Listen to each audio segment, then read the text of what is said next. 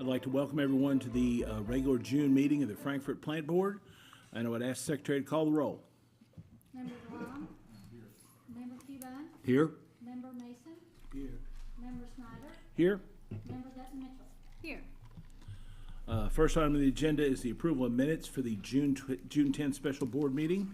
That's in your packet. Do we have any additions, corrections, or deletions? Seeing none, I accept a motion on the minutes. So moved. Motion made. Do I have a second? Second. Motion made and seconded. All those in favor say aye. Aye. Any opposed? Motion carries. Next action item up on the agenda is the insurance policy. Consider approval of our workers' compensation renewal in the amount of $123,000 and change.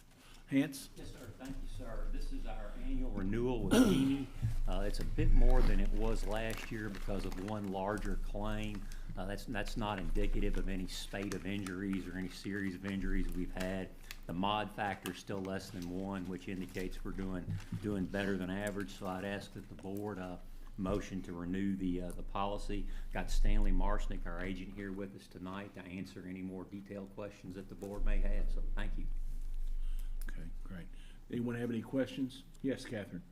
So I know not much about this, but I tried to get a little educated. I clearly still need a little education. But on the E-mod, so Kentucky goes with the NCCI.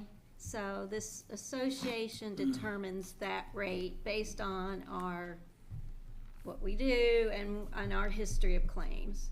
And so, but we're still below what I thought was a neutral E-mod. I look at 1.0 as the neutral E-mod.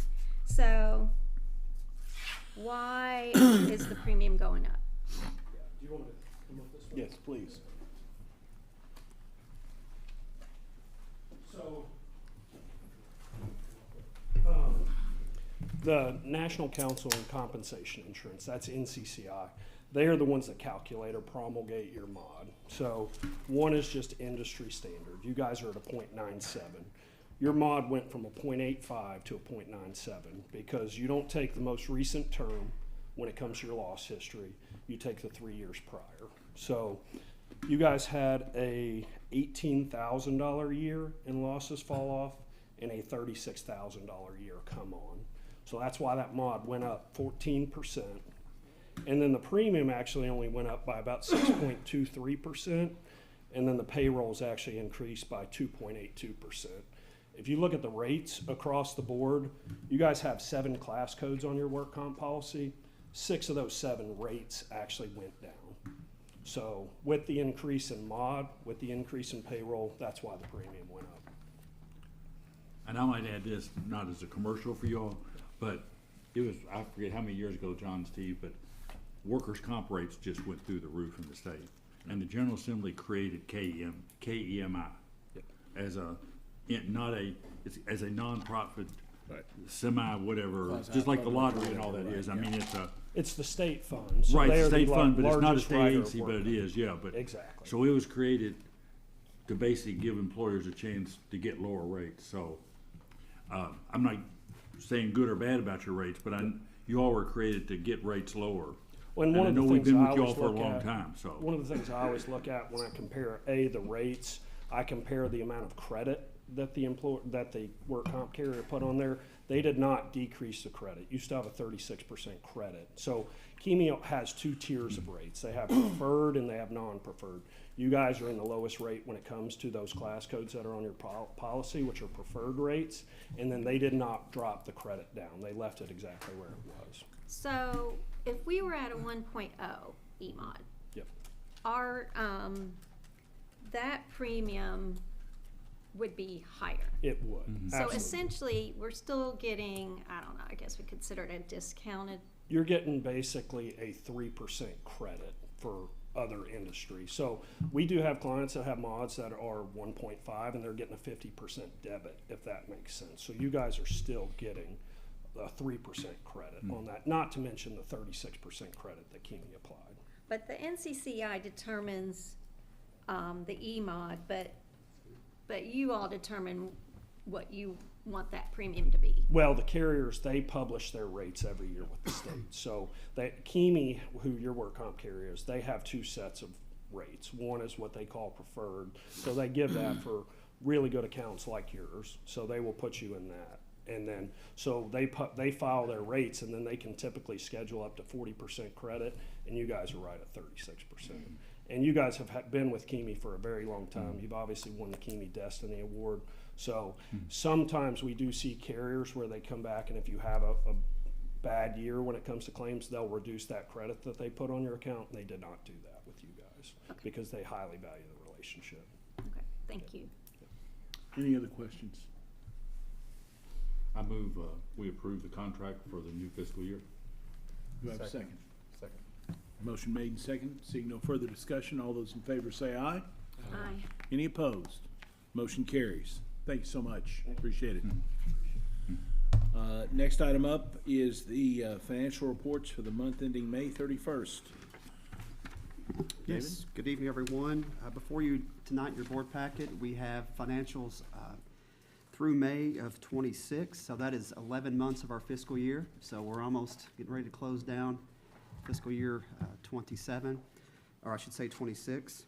So tonight, I'll just briefly go through where we are as of May 31st, looking at the statement of net position. So this is on page 33 of your board packet. This lists our assets, liabilities, and net position. You can see on line 75, I'm going to use all approximate numbers here, at $251 million in assets. That's up 5.1 million or 2%. And you can see on line 45, property, plant, and equipment. We've talked about this all year. One of the main driver of the increase in assets is the company's reinvestment back into capital infrastructure projects. You can see we're at $165.7 million in property, plant, and equipment. You can see that's up 8.6 million. And so that's a number that's after depreciation. So we have depreciation expense of 8.4 million. And even after that, we have an increase overall of 8.6. So that's driving the increase in assets, showing that we are using our ratepayer money to invest back in the plant to make sure we have safe, reliable service. Looking at liabilities, line 155. These are current and non-current liabilities. You can see we're right at 93 million. That is down $7.8 million or 7.8%, primarily driven by a decrease in our KPPA numbers that we book those at the end of each year, which we'll be doing here in June, right as we get ready for the audit. So that's the primary driver of that decrease. Your assets minus liabilities giving you your total net position, line 175 at $158 million, up 12.9 million or 8.9% for the as of May 31st. I'd be glad to answer any questions on that, but the balance sheet is a similar story we've talked about all year. If there are no questions on that, I'd like to just briefly talk about the financial performance of the company for the 11 months. So this is through the first 11 months of the year. You can see total operating revenue. I'm looking at the third column. I'm going to focus on the year-to-date and year-to-date actual prior year. We're below, we're within budget parameters, and we have been most of the year. So we're doing better than expected budget to actual. So I like looking at the year-over-year changes to kind of see what the trends are looking at. Total expenses for the period, you're at $93.5 million. That is a total of your operating and then your general and admin. $93.5 million last year, 91.1. So that's an increase of $2.4 million or 2.58%. That's just slightly above, about $191,000, outpacing our increase in revenue. So revenue's up $2.2 million or 2%. Most of that increase has been driven by wholesale power cost. We have our overhead line expense, a lot of maintenance on electric lines. Health insurance is up, and that's something we've seen for months now. That's up about $200,000. And then we have electric consulting is up this year as we're moving through a wholesale power supply and other items. And then you throw in a change in depreciation, and that makes up over 72% of your total increase in expenses year over year. So that brings our total net position to $10.9 million through the 11 months ending May 31st, 26. But I'd be glad to answer any questions about where we are through the 11 months.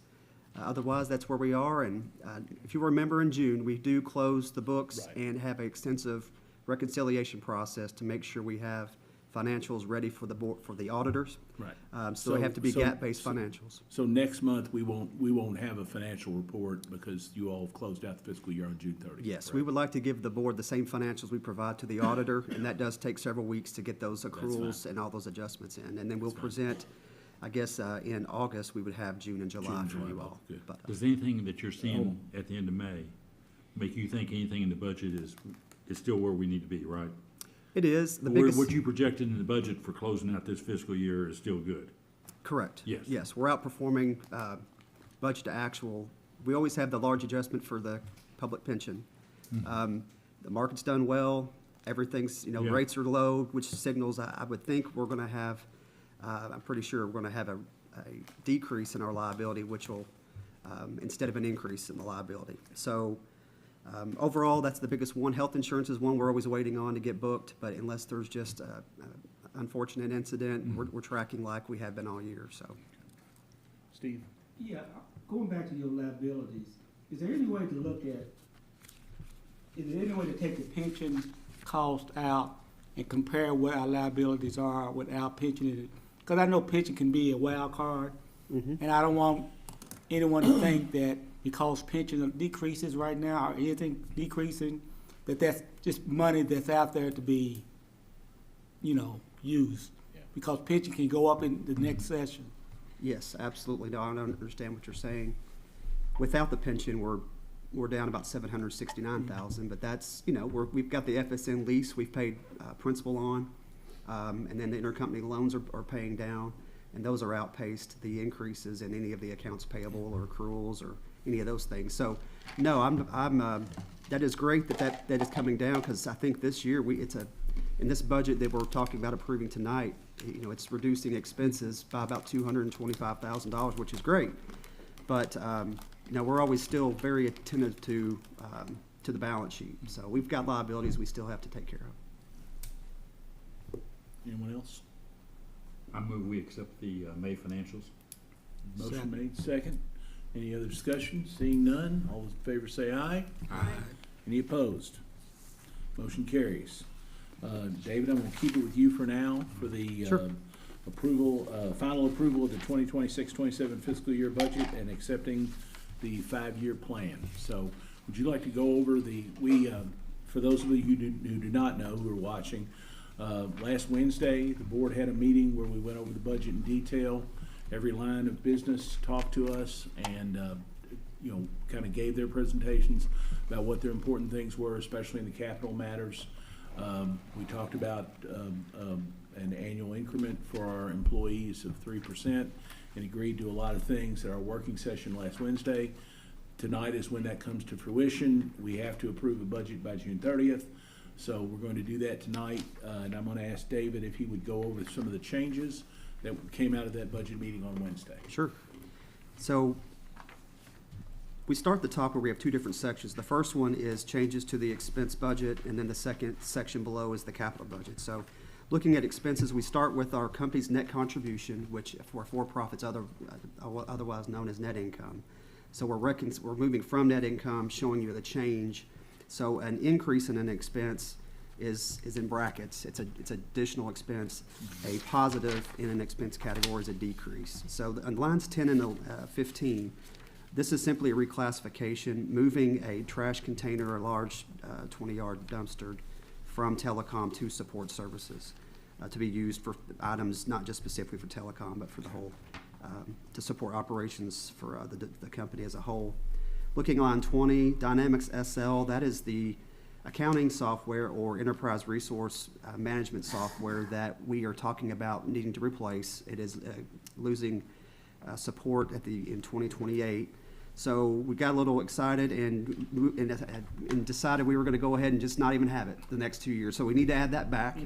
So it's 15,000 next 2 years. We need to keep that going during the transition to software. Okay. Lines 25 through 40, we have 2 individuals that would like to take advantage of the tuition assistance program, and 2 that are no longer doing that we'll take off. Line 45, changes to capital that have been made do change the depreciation. So there's that depreciation change is related to just changes in the capital budget below. And then payroll changes. We have two of those. Both of them are discussed in the agenda meeting, or the agenda later in tonight. One of them is a 5% increase for the accounts payable specialist. The other was just did not make it into the budget, was a KSU intern, $15,000 plus payroll tax that has been put in there. And then pump maintenance. There was maintenance needed. It's been a little delayed to get that closed and delivered to us by the end of the fiscal year. So we just need to roll pump maintenance money from this current 26 budget into 27. It's expected to be paid out pretty early in the year. And then looking at the pump maintenance, numbers are coming in a little higher, so talked about adding years 2 through 5, another 25,000 to that, because we are seeing higher pump repair numbers coming in. So that's all the changes. You can see that the change for this year is an increase of $200,000. And that's primarily that $175,000 carrying over from this year to 27. I'd be glad, any questions on the expense section?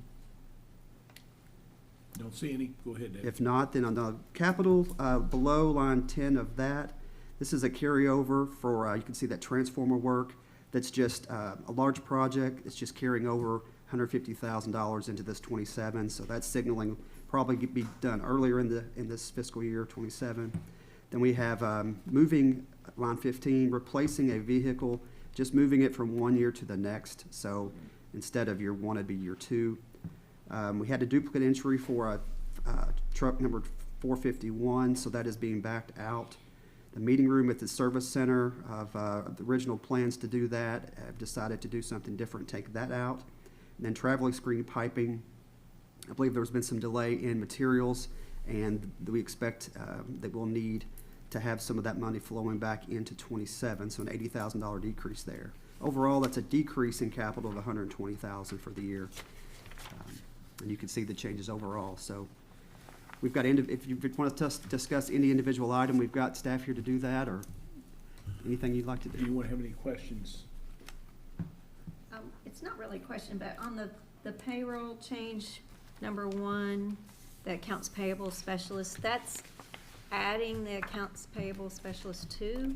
Is that it? Yes, it's like a job series instead of a 1, 2, yes. So, and we're gonna vote on that later, right? Yes, 6.8. Should we vote on that first? Do we need, I would feel more comfortable voting on those items first, so let's finish this discussion, and the two items, which are the accounts payable and the KSU intern, which we had already talked about the KSU intern, that's a really good point, Catherine. What I'd like to do is I'd like to bring those two items up first, vote on those, and then we can approve the budget after we've done that. So if we could if there's any other questions on the budget, we'll take those now. If not, I'll probably ask Nicole, go out of order and ask Nicole to come up and talk about the two items in personnel that we need to approve before we approve the budget.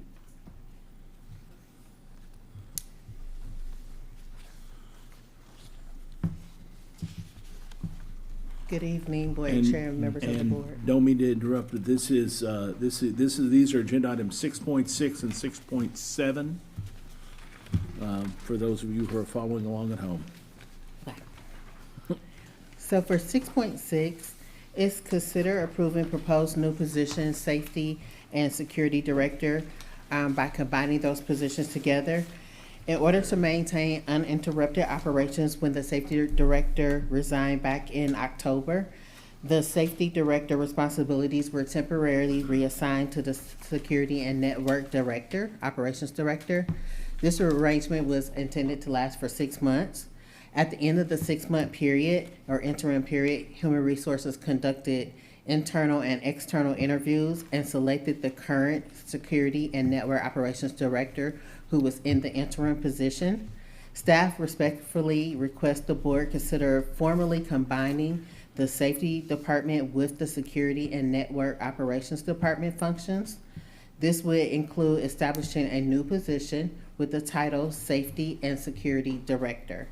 The proposed position would report to the Assistant General Manager / Staff Attorney and would be assigned a grade C19.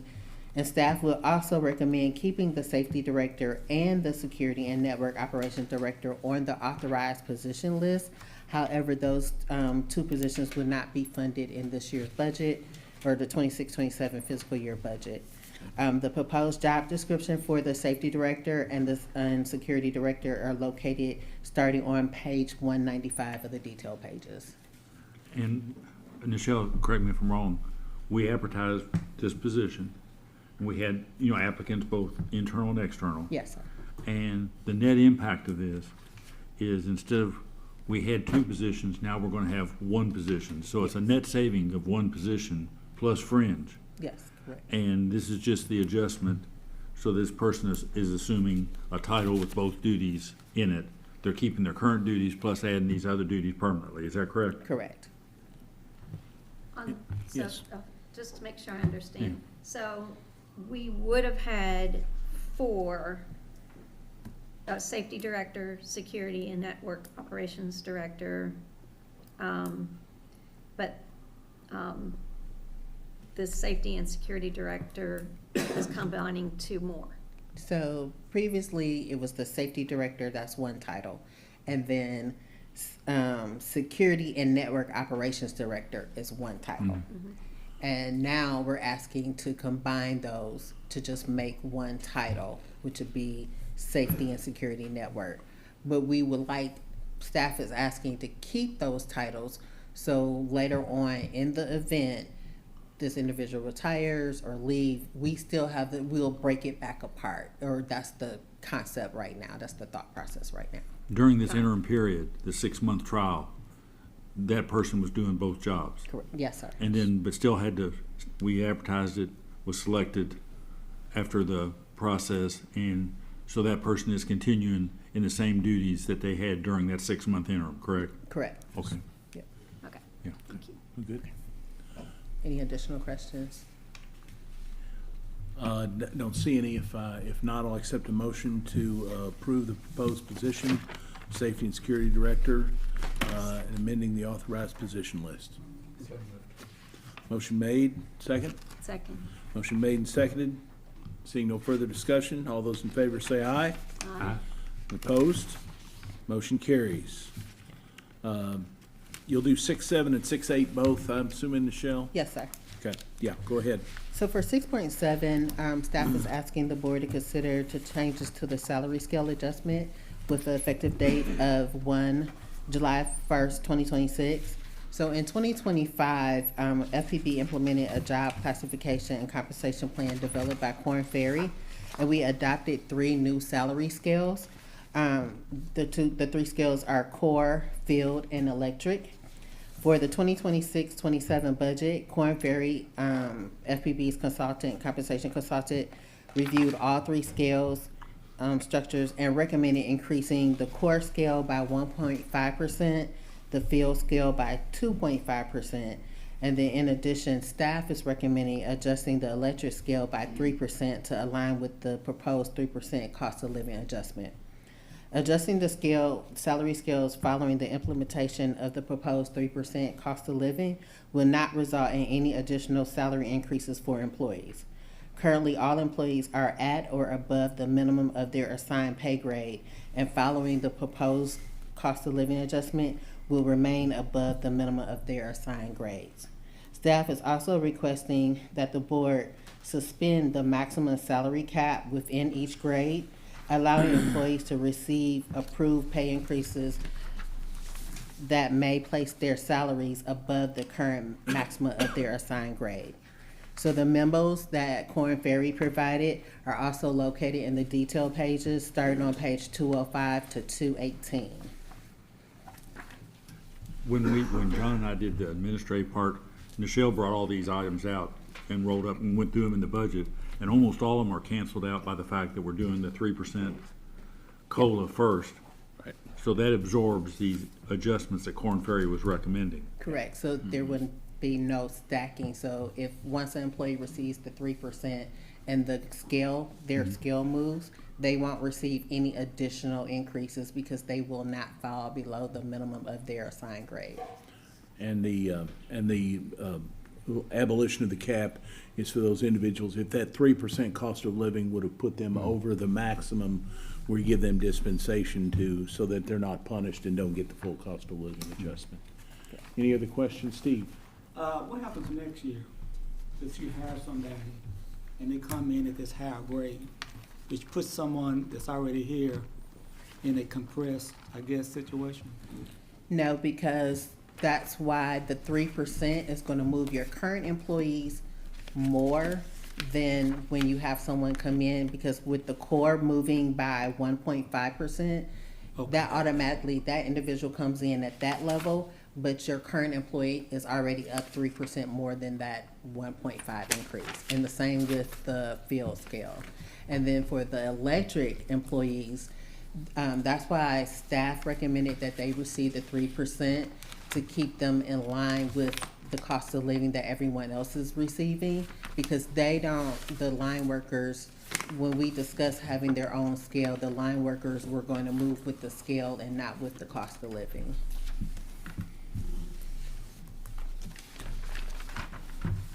Any other questions? If not, I'll accept a motion to approve the changes in the compensation plan, salary scale adjustments for the three different areas. So moved. Need a second? Motion made and seconded. Seeing no further discussion, all those in favor say aye. Aye. Any opposed? Motion carries. Item 6.8. Thank you. Staff had asked and worked with Korn Ferry to review the water distribution supervisor position, the heavy truck equipment series, and the accounts payable series titles.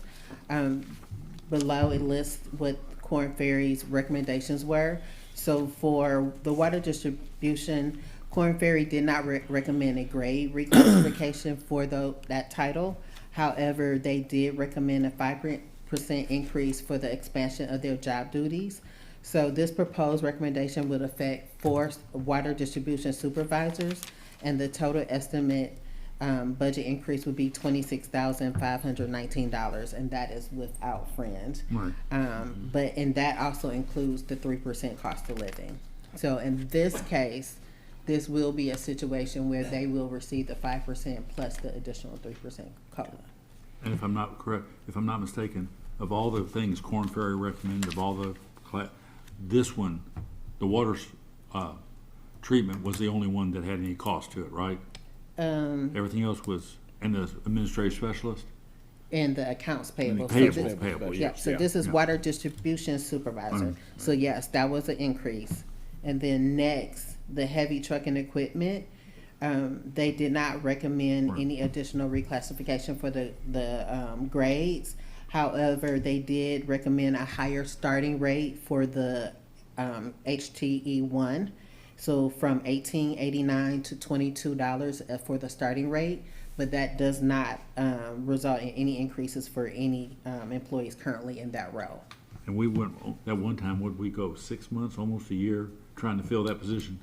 Over a year, Yeah. yes, a year, yeah. And so last year, Korn Ferry did review those series.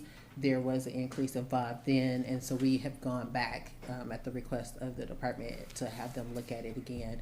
And the only recommendation after making this review was the entry level, because last year we didn't have anyone in the entry level, so we didn't really worry about that title. And this year we did. However, we, as HR, had already decided to hire that person in above the minimum. Right. And we were in line, so that individual won't be affected by this change. And then the accounts payable specialist. So staff also requests that the board consider adding accounts payable specialist 2 to create a job title series. The responsibility of the current accounts payable specialist position has significantly expanded over time. And so with these added responsibilities, it has caused the entry-level position to be an advanced level position.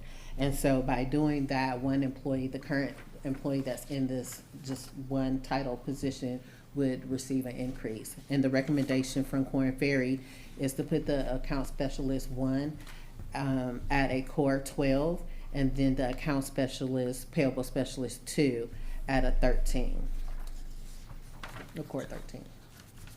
And so the recommendations from Korn Ferry, their memos are listed in the detailed pages, starting on page 219. As I remember when John and I went through it with you, both the heavy truck and the accounts payable are pretty much, we're competing here in Franklin County, and those are comparing to what's being paid in Franklin County. Yes. Yes. Yes, Catherine. Just so I understand, so do we currently have 2 people in the accounts payable specialist roles? No, we have one individual, and so this does not mean that it's not gonna create an additional, body in the role. It's just the one person, and it's just one title right now. But the duties that this individual is doing has advanced, and so if we were to hire someone, they wouldn't be able to do what she does today. Gotcha. Anything else? Anyone else? If not, I'll accept a motion to consider amendments to FPB's compensation plan and authorize list based on the recommendation from Korn Ferry's compensation study. Motion made by Jason, Second. made and seconded. Further discussion? All those in favor say aye. Aye. Any opposed? Okay.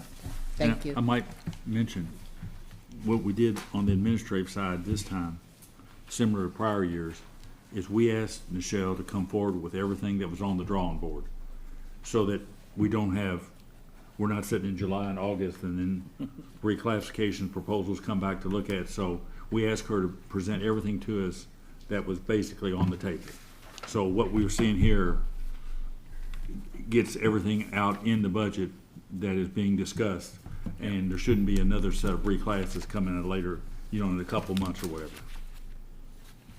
So, David, correct me if I'm wrong, we've made all the structural changes to the personnel that essentially were changed here in these budgetary changes, so we're clear now to, unless there's any further discussion on the budget, but, we've talked about it quite a bit through the special meeting and the individual meetings we had with the 3 lines of business. If not, I'll accept a motion to accept the 2026-27 budget and approve the budget and accept the 5-year financial plan. So moved. Motion made by Catherine, second to Jason. And all those in favor say aye. Aye. Any opposed? Motion carries.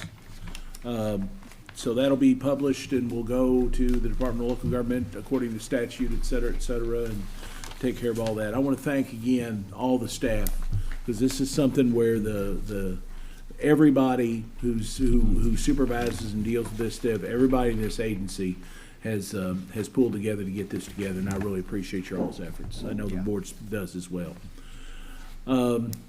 Next item on the agenda, any public comment? Kathy? Okay, John's public hearings didn't engender that much outrage, I don't think.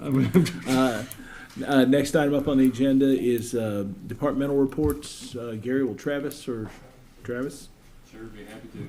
Looks like Kathy's already beat me to it. We'll There you start go. with public information. Yeah, because I'm gonna be short and sweet. Hi.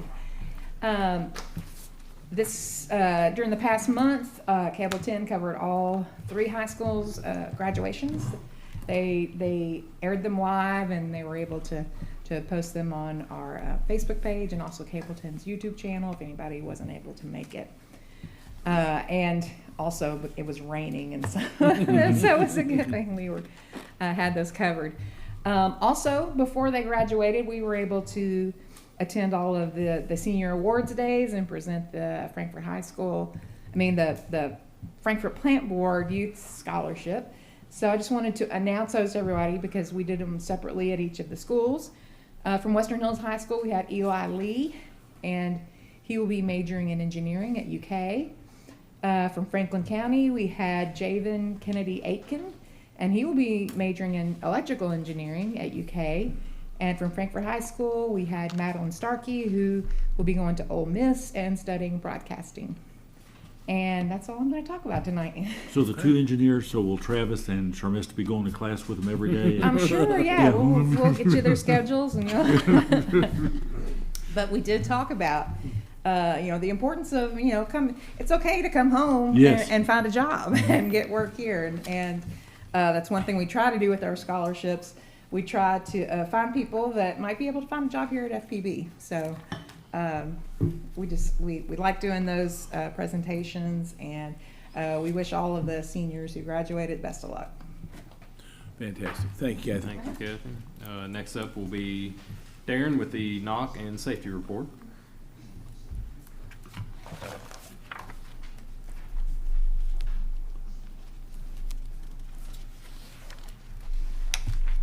Congratulations, Darren. Thank you, thank you. I don't know if congratulations are in order or not, but we'll see. Check back. For the month of May, the knock, we entered 530 trouble calls and handled 2,407 phone calls. On the locate side of the house, 664 locates. And for the fiscal year, that's a total of 7,572 locates. So about the same year to year, but busy as usual. Safety, good month for safety. We had no injuries, no vehicle accidents, no damage investigations. Clean sheet. So There you go. good clean month, and just the normal, business for the safety department, inspections and safety Excellent. meetings and that type of thing. So Good. not a whole lot to report. Okay, thank you. No news is No, good news. yes, absolutely. Thanks, Darren. Next up, customer service, April.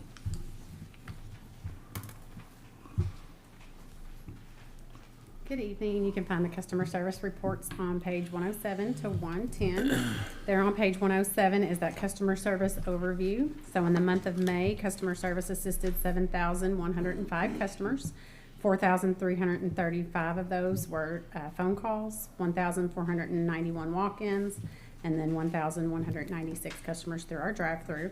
We did have 83 brand-new customers sign up via our customer portal. There at the top of the page, you'll see the wait times. We had a really good month for our wait times this month. We were not quite fully staffed last month, but we didn't have anyone training. We were just one short, and so that makes a big difference in those wait times.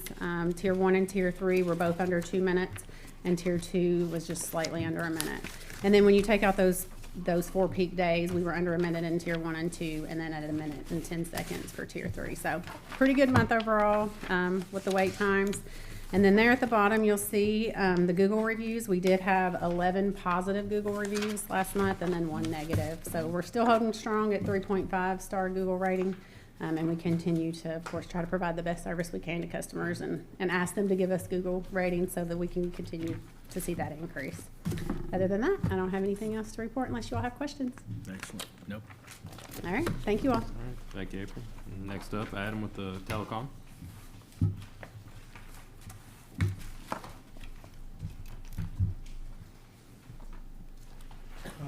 Good evening. The telecom report starts on page 111 of your board packet with customer numbers, and we're inching closer to that 10,000 customer cutover mark, which is good to see. We had no outages for the month of May, and trouble calls still, kind of low. Most of the trouble calls still customer education, a lot of using the app and things of that nature. So, as far as the grants go, 400 homes passed. I think we just started hitting them with some marketing material, and we have 43 active customers out of that 400, so 10%, and nowhere to go but up. So Good there. be happy to answer any questions. Any questions? Don't see any. Thank you, Adam. All right, thank you, Adam. Next up, Scott, electric report.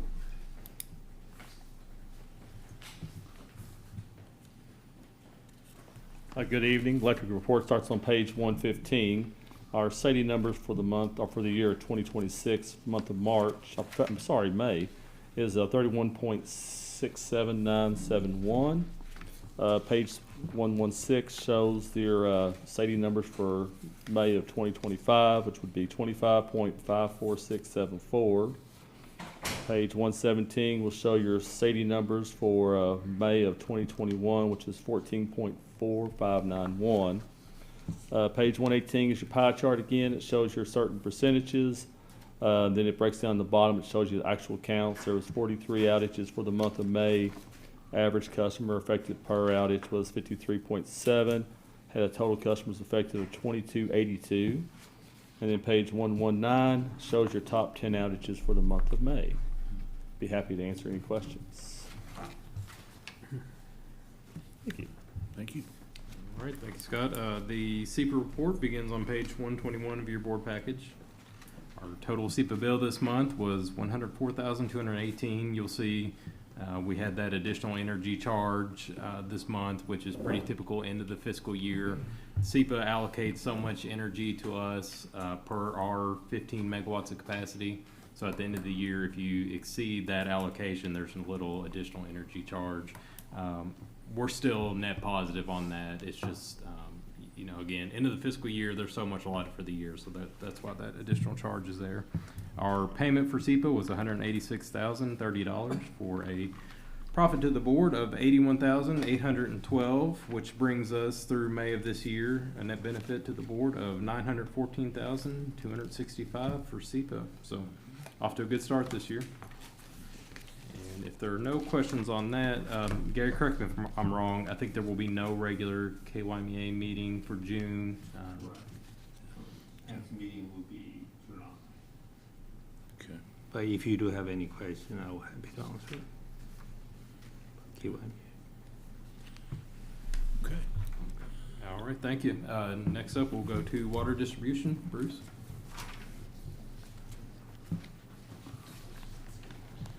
Good evening, everybody. Starting on page 125, you'll see there are 9 new water services installed in May. Page 126 reflects we had only 1 water main break.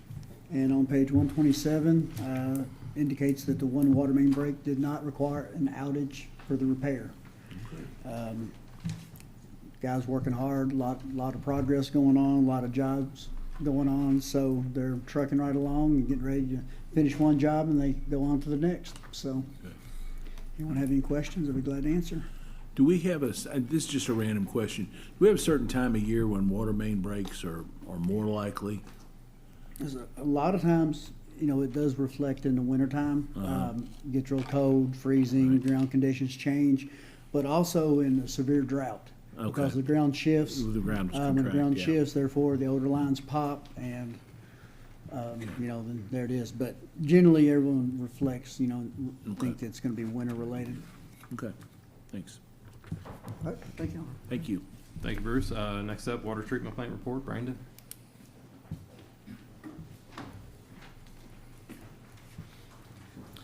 Good evening, everyone. For the month of May, the water treatment plant treated 272,626,000 gallons of water for an average of 8.79 million gallons a day, and Block 4 averaged 3,273 cubic feet per second for an average of 2.1 billion gallons a day. I'm sorry. I know we were short on rainfall for a while, and then we got all that rain. Are we about where we should be at this point, roughly? I think it's a little low for this time of year, but last month we had 6.7 inches of rain, so we were really up there for a while, but They got dry again. it's getting a little dry. Yeah. But we're in good shape. So. Yeah. Okay, thank you. All right. If there's no further questions, Mr. Chairman, that concludes department reports. Travis, before we move on, AMI, we're done completely with the water meters, or We're completely? done. Yep. And electric as well? Electric and water, we're fully deployed on AMI. So Yep. what are the next, are they fully operational now, or have they turned everything over to us, et cetera, et cetera? They have, yeah, we have, I think the term they use, we've transitioned to support, and we're no Okay. longer in a deployment phase with the vendor. So ongoing costs, we're probably looking at the annual license fee. Of course, meters we'll have to replace here and there, but for the most part, we're deployed and up and running. Good, excellent. Okay. Next item on the agenda, action item 6.1, consider rescinding the award, the bid invitation 1845 for transformers to Brownstone Electric Supply and re-awarding them to United Utility Supply. Leanne. Good evening. Good evening. Did we screw up? No, it really wasn't our fault. At the last regular board meeting, the board approved awarding bid 1845 for GE transformers to Brownstown Electric Supply in the amount of $1,043,142. Staff placed the order and was notified that GE, which is the manufacturer, had implemented a 20% tariff to the order that was not included in their pricing to the distributor, which was Brownstown. and they are not willing to absorb the cost. The tariff amount would be $208,628, and once you add that to Brownstown's total bid, they are no longer the low bidder. So staff recommends re-awarding to United Utility Supply in the amount of $1,132,890. Any questions? Let me just ask you a question, Leanne. This is the first time I remember ever doing this. It's pretty rare that we rescind a bid. It's rare. Yeah, okay. Just want to make sure. And the new winning bidder, there's no tariff issues with them or anything I've like that? We've confirmed already that cleared they- that out? Yeah. Okay, great. All right, seeing no other questions, accept a motion? Motion made, need a second? Motion made and seconded. All those in favor say aye. Aye. Aye. Any opposed? Motion's carries. Next item of the agenda, this is John Cubine's favorite day of the year because we're going to consider the award of bid invitation 1851, the annual price contract for water treatment chemicals starting July 1st, 2026 through the next fiscal year. Brandon. Yes, so staff prepares an annual budget or an annual bid for chemicals used in water treatment. The bid includes estimated quantities and explains that orders could exceed or fall short of estimates. Vendors bid with the understanding that the bid's purpose is to hold unit price throughout FPB's fiscal year. This bid received 12 sealed bids. After reviewing each bid, staff recommend awarding bid 1851 to the lowest bidders meeting specs except for powder activated carbon. They're all over the place, aren't they? They Up are, and down, yeah, I mean. yeah. And so we did reverse auction, so we went back to sealed bids on this one. So Yeah. it's a little bit different this year. So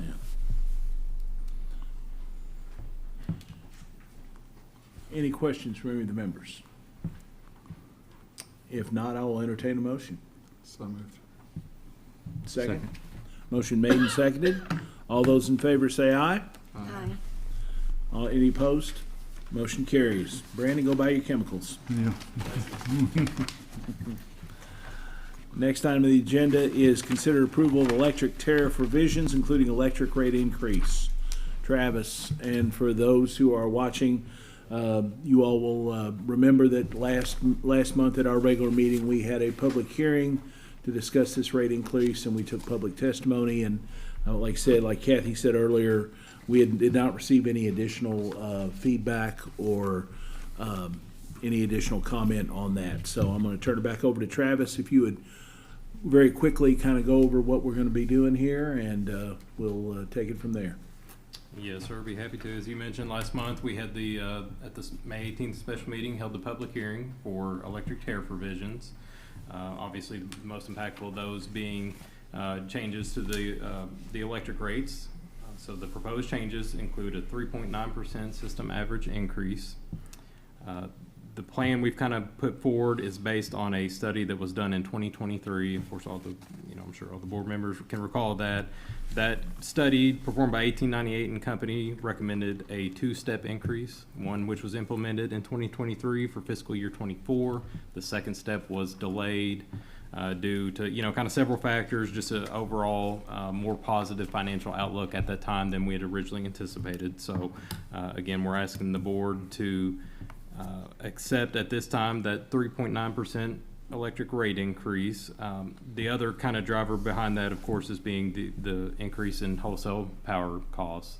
Those KYMEA rate increases are approved and final, so those are coming. This rate increase we're asking for essentially just offsets that. Again, this is not additional funds that are going into our pocket. This is to cover our increased costs from KYMEA. One thing I wanted to note, some of the public hearing discussion kind of revolved around how we stack up locally and nationally. So we went back and did a little additional research on that. The chart we're presenting there, all that data can be found in the Energy Information Administration. That's a federal agency. They produce this data. You can go to the charts and look for yourself. If you go in a few weeks, it's kind of a rolling, it updates, of course. So this is, I think, from March, but the Kentucky average for an average residential customer is 14.88 cents. Nationally, it's at 18.5 cents. If you look at states like California or Hawaii, it's double that or more. So I think we're still performing very well, both locally and even more so nationally. We're well below kind of those averages. One other thing I want to note, the 11.5 cents, that's for an average residential customer. So that's not the base rate. That includes that customer charge, and you take an average of, we say it's 1,200 kilowatt hours a month is an average customer. So that factors both of those in. The actual base rate's a little lower than that. But so yeah, again, I think we still, we're trending very well. We're very competitive versus both locally and of course nationally. A couple other items briefly on the tariff changes. We're also asking the board to adopt a large load, high load factor rate. Again, what the strategy here is, we're going to have a delivery charge for use of our system. These very large customers, wholesale power is going to be a pass-through directly to them. That's going to be their burden to bear, essentially. I think that's the strategy. Again, is kind of that. We think that's the best way. We recover our costs, but we also protect the rest of the rate base from any of these new loads that come on. Right. This would not apply to any existing customer. This is kind of just trying to do our due diligence in case that day comes where one of these want to connect to our system. Third and final, very briefly, the developer refund policy. It's been on the books for a couple years now. We ran into that hiccup on the certificate of occupancy, just kind of became a hassle. I think we have ways we can kind of work around the requirements. We're just asking the board to remove the requirement for a refund to developers to provide the CO, the certificate of occupancy. Again, that's just a refund on funds they've already contributed up front. That's not there's no profit incentive there for those. Right. It's just a mechanism for them to kind of get their funds back as they're adding to our system. So went through very quickly there. Happy to answer any questions on the electric tariff changes. Any questions? I just wanted to point out, sort of as a follow-up to what you said about responding to the comments and taking a look at some of those comments and the basis for them. And one of the things we just did in our budget, we in build up to today, we did look at our participation in that community action partnership and our $50,000 contribution. We looked to see if that's gotten used, if we needed more than that. It's not been fully used every year, but we are funding it again at $50,000. So for those that this change will hurt and they need assistance, they can perhaps qualify for that, which would be an audit, and then there's monies to actually make the modifications. Correct. Yep. Up to $2,500 per customer. So pretty impactful if you qualify. Yep. Anything else? And again, nobody wants to raise rates, but this was, remind people again that, as Travis said, this was supposed to be a two-step process in 23 and 24, and we held off the second year of the second rate increase for 3 full years, and now circumstances have just gotten to the point where we're not able to do that. So it's not my favorite thing in the world to do, but I will accept a motion on the proposed tariff changes. So moved. Second. Motion made and seconded on the proposed tariff changes. All those in favor say aye. Aye. Any opposed? Motion carries. Thank you, Travis. Thank you. And those will take effect July 1st, correct? Yes, sir. That's correct. July 1st. Next item up on the agenda, consider approving Racer TV, formerly known as MAV TV, renewing their contract. Harvey. Thank you, Mr. Chairman, members of the board. Staff recommends approval of the Racer renewal. This is an NCTC agreement with a term through May 31st of 2029. It's on our optional Sports Plus tier, so this doesn't really have any effect on our classic cable customers. but rates are flat throughout the agreement. No additional carriage requirements or obligations, and it's been reviewed by the Assistant General Manager. Meets with his approval. I'm happy to answer any questions on this item. Any questions? Seeing none, I'll accept a motion. So moved. Motion made, second. Second. Motion made and seconded. All those in favor say aye. Aye. Any opposed? Motion carries. Next item on the agenda is consider approving a lot of things I'm gonna let Harvey talk about in terms of cable rates. I'll turn it over to you. Thank you, sir. Again, we want to reiterate these recommendations are not made lightly. We recognize that any increase impacts our customers, and we work hard every year to keep these as limited as possible. But unfortunately, the continued rising wholesale cost of programming and broadcast content is the main driver here. Continued consolidation of media companies makes providers like FPB gives us very little negotiating leverage on these rates. I'll show you the charts that we update every year. Since 2003, the programming expense as a percentage of our customer bills, which is the blue line, has grown from roughly 38% to nearly 90%, while FPB's operational portion has declined over the same period. And then when you look at actual dollars, you can see how it's climbed every year, while our operational costs, the green line, is the very small green line at the bottom, and has remained relatively stable.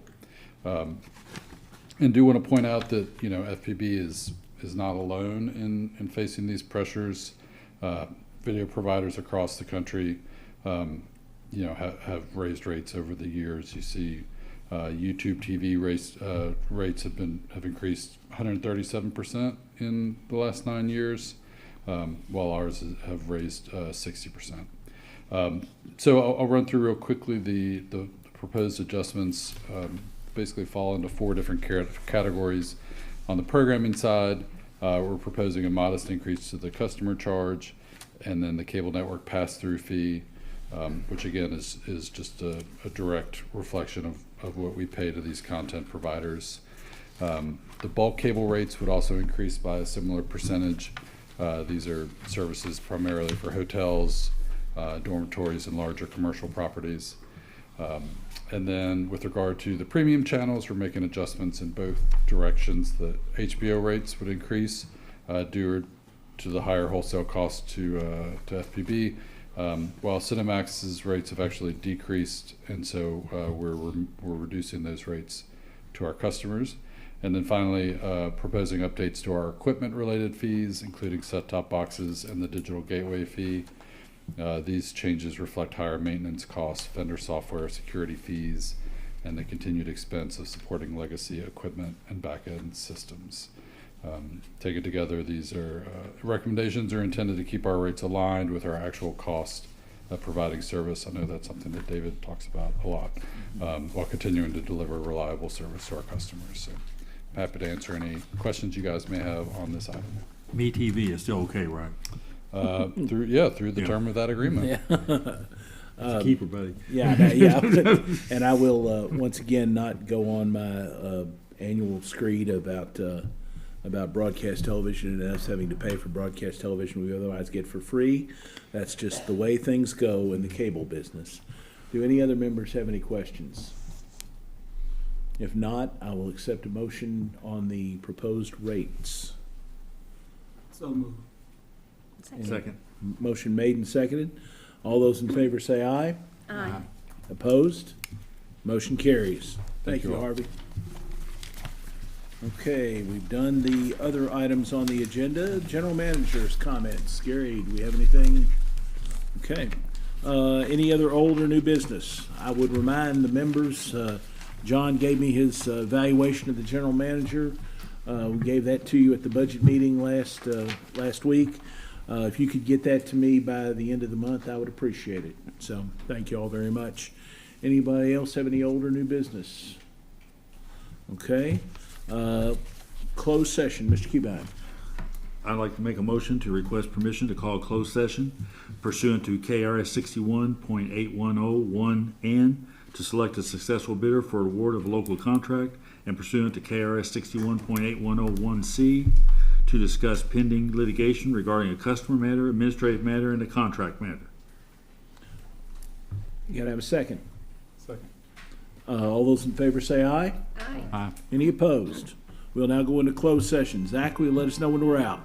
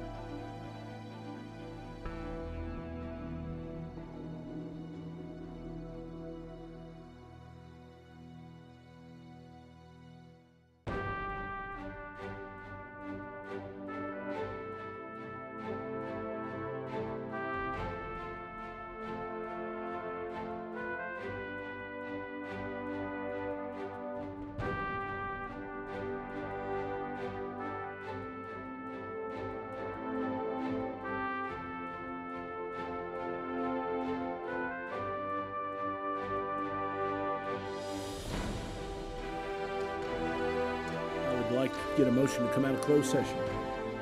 Second. Motion made, second to come out of closed session. All those in favor say aye. Aye. Any opposed?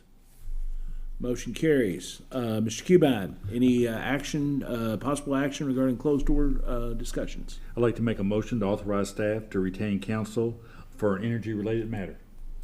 Do I have a second? Second. Any discussion? Seeing none, all those in favor say aye. Aye. Any opposed? Motion carries. Need a motion to adjourn. So moved. Second. Motion made, seconded to adjourn. Any discussion? Seeing none, all those in favor say aye. Aye. Any opposed? Motion carries. We're adjourned. We'll see y'all next month.